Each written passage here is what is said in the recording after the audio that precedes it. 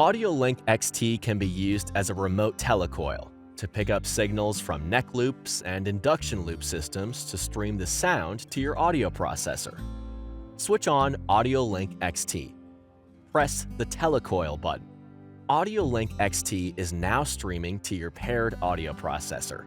This is indicated by the left and/or right connection symbols slowly blinking.